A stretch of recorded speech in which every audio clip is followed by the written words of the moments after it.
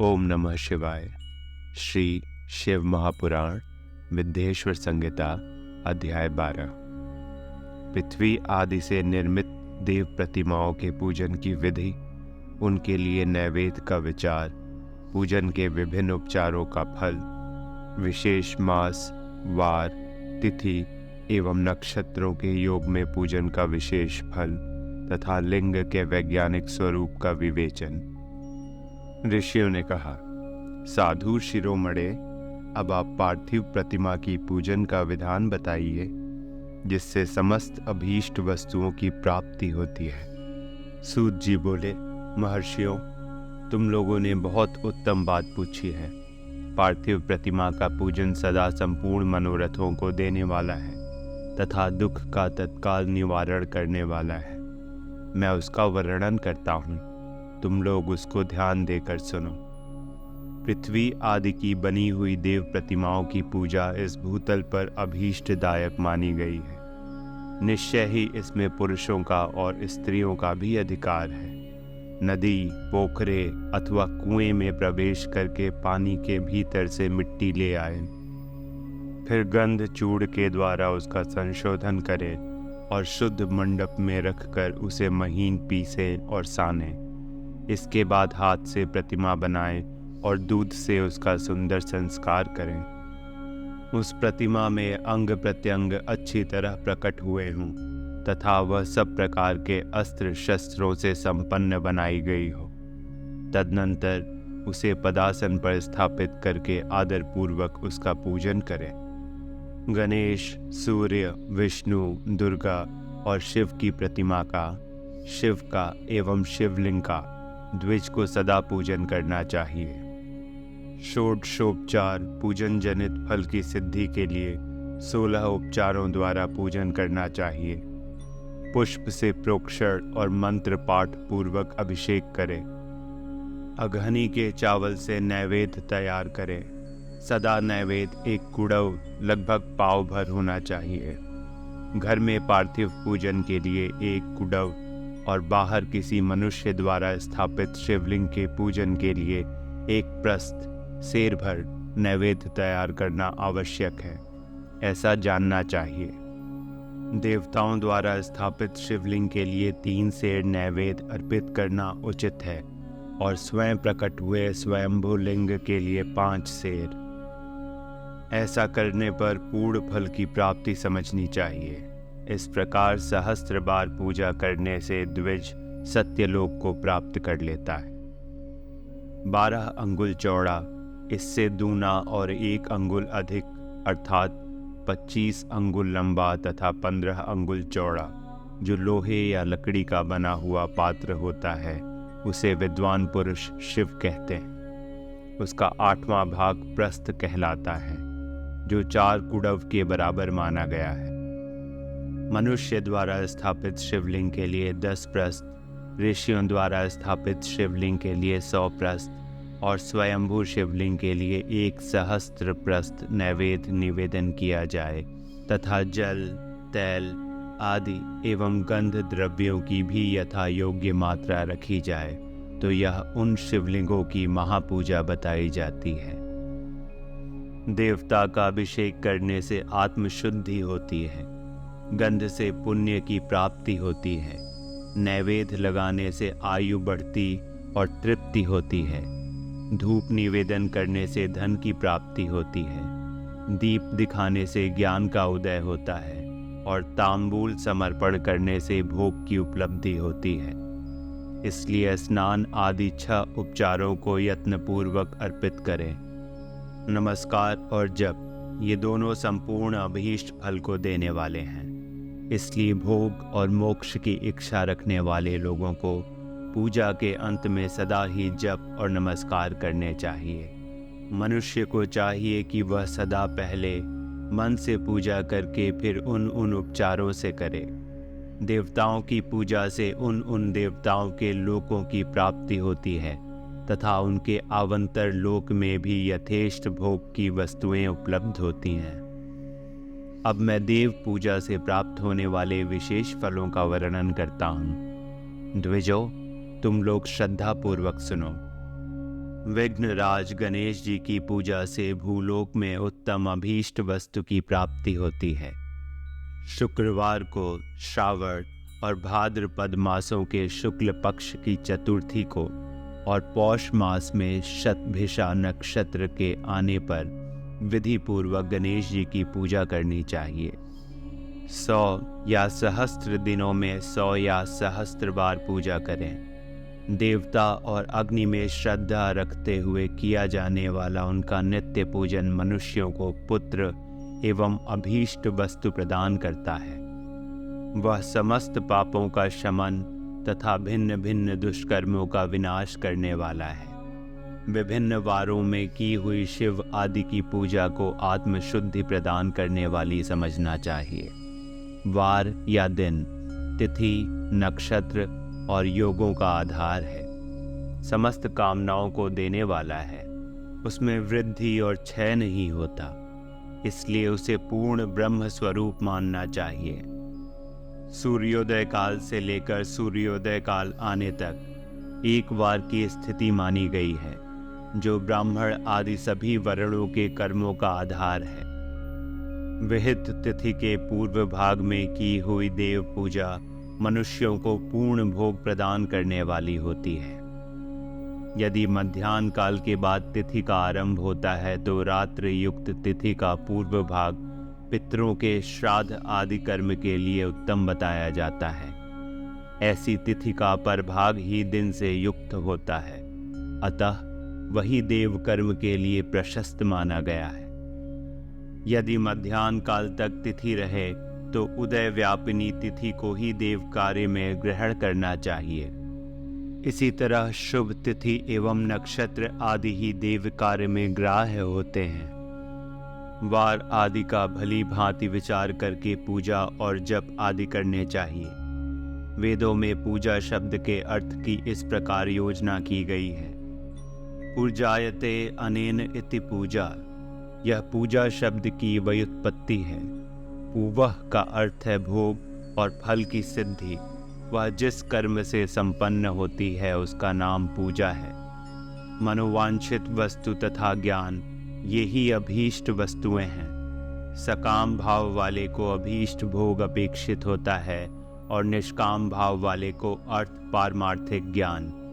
ये दोनों ही पूजा शब्द के अर्थ हैं। इनकी योजना करने से ही पूजा शब्द की सार्थकता है। इस प्रकार लोक और वेद में पूजा शब्द का अर्थ विख्यात है। नित्य और नैमित्तिक कर्म कालांतर में फल देते हैं, किंतु काम्य कर्म का यदि भली भांति अनुष्ठान हुआ हो तो वह तत्काल फलद होता है। प्रतिदिन एक पक्ष, एक मास और एक वर्ष तक लगातार पूजन करने से उन कर्मों के फल की प्राप्ति होती है और उनसे वैसे ही पापों का क्रमशः क्षय होता है। प्रत्येक मास के कृष्ण पक्ष की चतुर्थी तिथि को की हुई महागणपति की पूजा एक पक्ष के पापों का नाश करने वाली और एक पक्ष तक उत्तम भोग रूपी फल देने वाली होती है। चैत्र मास में चतुर्थी को की हुई पूजा एक मास तक किए गए पूजन का फल देने वाली होती है और जब सूर्य सिंह राशि पर स्थित हों उस समय भाद्रपद मास की चतुर्थी को की हुई गणेश जी की पूजा एक वर्ष तक मनोवांछित भोग प्रदान करती है, ऐसा जानना चाहिए। श्रावण मास के रविवार को हस्त नक्षत्र से युक्त सप्तमी तिथि को तथा माघ शुक्ल का सप्तमी को भगवान सूर्य का पूजन करना चाहिए। ज्येष्ठ तथा भाद्रपद मासों के बुधवार को श्रवण नक्षत्र से युक्त द्वादशी तिथि को तथा केवल द्वादशी को भी किया गया भगवान विष्णु का पूजन अभीष्ट संपत्ति को देने वाला माना गया है। श्रावण मास में की जाने वाली श्री हरि की पूजा अभीष्ट मनोरथ और आरोग्य प्रदान करने वाली होती है। अंगों एवं उपकरणों सहित पूर्वोत्तक गौ आदि 12 वस्तुओं का दान करने से जिस फल की प्राप्ति होती है उसी को द्वादशी तिथि में आराधना द्वारा श्री विष्णु की तृप्ति करके मनुष्य प्राप्त कर लेता है। जो द्वादशी तिथि को भगवान विष्णु के 12 नामों द्वारा 12 ब्राह्मणों का षोडशोपचार पूजन करता है वह उनकी प्रसन्नता प्राप्त कर लेता है।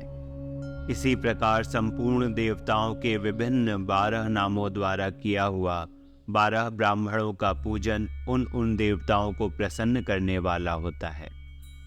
कर्क की संक्रांति से युक्त श्रावण मास में 9वीं तिथि को मृगशिरा नक्षत्र के योग में अंबिका का पूजन करें। वे संपूर्ण मनोवांछित भोगों को और फलों को देने वाली हैं। ऐश्वर्य की इच्छा रखने वाले पुरुषों को उस दिन अवश्य उनकी पूजा करनी चाहिए। आश्विन मास के शुक्ल पक्ष की 9वीं तिथि संपूर्ण अभीष्ट फलों को देने वाली है।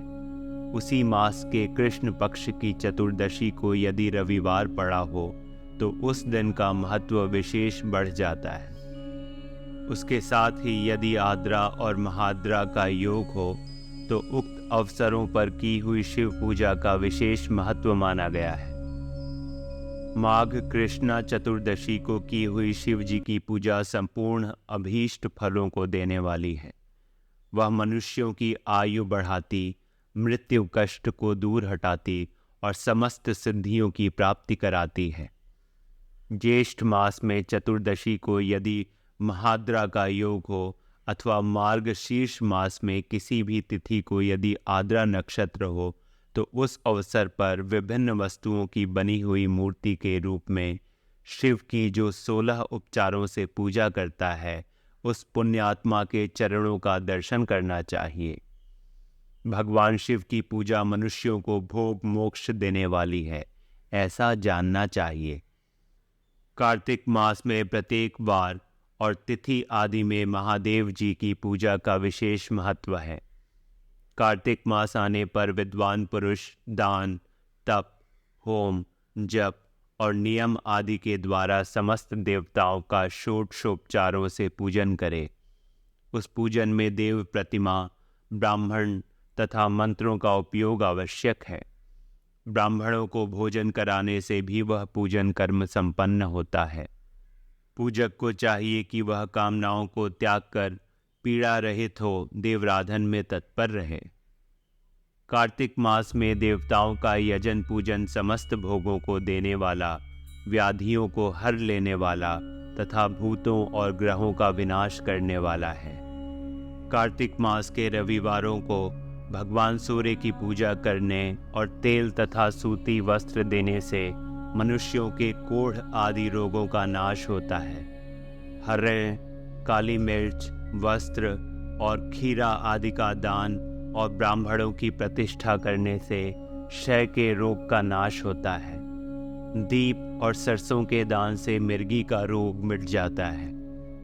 कृतिका नक्षत्र से युक्त सोमवारों को किया हुआ शिव जी का पूजन मनुष्यों के महान दारिद्र्य को मिटाने वाला और संपूर्ण संपत्तियों को देने वाला है। घर की आवश्यक सामग्रियों के साथ गृह और क्षेत्र आदि का दान करने से भी उक्त फल की प्राप्ति होती है। कृतिका युक्त मंगलवारों को श्री स्कंद का पूजन करने से तथा दीपक एवं घंटा आदि का दान करने से मनुष्यों को शीघ्र ही वाक सिद्धि प्राप्त हो जाती है। उनके मुख से निकली हुई हर एक बात सत्य होती है। कृतिका युक्त बुधवारों को किया हुआ श्री विष्णु का यजन तथा दही भात का दान मनुष्यों को उत्तम संतान की प्राप्ति कराने वाला होता है। कृतिका युक्त गुरुवारों को धन से ब्रह्मा जी का पूजन तथा मधु, सोना और घी का दान करने से मनुष्यों के भोग वैभव की वृद्धि होती है। कृतिका युक्त शुक्रवारों को गजानन गणेश जी की पूजा करने से तथा गंध, पुष्प एवं अन्न का दान देने से मानवों के भोग्य पदार्थों की वृद्धि होती है। उस दिन सोना, चांदी आदि का दान करने से बंध्या को भी उत्तम पुत्र की प्राप्ति होती है। कृतिका युक्त शनिवारों को दिक्पालों की वंदना, दिग्गजों, नागों और सेतुपालकों का पूजन, त्रिनेत्रधारी रुद्र, पापहारी विष्णु तथा ज्ञानदाता ब्रह्मा का आराधन और धन्वंतरी एवं दोनों अश्विनी कुमारों का पूजन करने से रोग, दुर्मृत्यु एवं अकाल मृत्यु का निवारण होता है तथा तात्कालिक व्याधियों की शांति हो जाती है। नमक, लोहा, तेल और उड़द आदि का त्रिकटु, सूंठ, पीपल और गोल मिर्च, फल, गंध और जल आदि का तथा घृत आदि द्रव्य पदार्थों का और सुवर्ण, मोती आदि कठोर वस्तुओं का भी दान देने से स्वर्ग लोक की प्राप्ति होती है। इनमें से नमक आदि का मान कम से कम 1 प्रस्थ, 1 सेर होना चाहिए और सुवर्ण आदि का मान कम से कम 1 पल। धन की संक्रांति से युक्त पौष मास में उषः काल में शिव आदि समस्त देवताओं का पूजन क्रमशः समस्त सिद्धियों की प्राप्ति कराने वाला होता है। इस पूजन में अघनी के चावल से तैयार किए गए हविष्य का नैवेद्य उत्तम बताया जाता है। पौष मास में नाना प्रकार के अन्न का नैवेद्य विशेष महत्व रखता है। मार्गशीर्ष मास में केवल अन्न का दान करने वाले मनुष्यों को ही संपूर्ण अभीष्ट फलों की प्राप्ति होती है। मार्गशीर्ष मास में अन्न का दान करने वाले मनुष्य के सारे पाप नष्ट हो जाते हैं। वह अभीष्ट सिद्धि, आरोग्य, धर्म, वेद का सम्यक ज्ञान, उत्तम अनुष्ठान का फल, इहलोक और परलोक में महान भोग, अंत में सनातन योग तथा वेदांत ज्ञान की सिद्धि प्राप्त कर लेता है। जो भोग की इच्छा रखने वाला है वह मनुष्य मार्गशीर्ष मास आने पर कम से कम 3 दिन भी उषः काल में अवश्य देवताओं का पूजन करे और पौष मास को पूजन से खाली न जाने दे।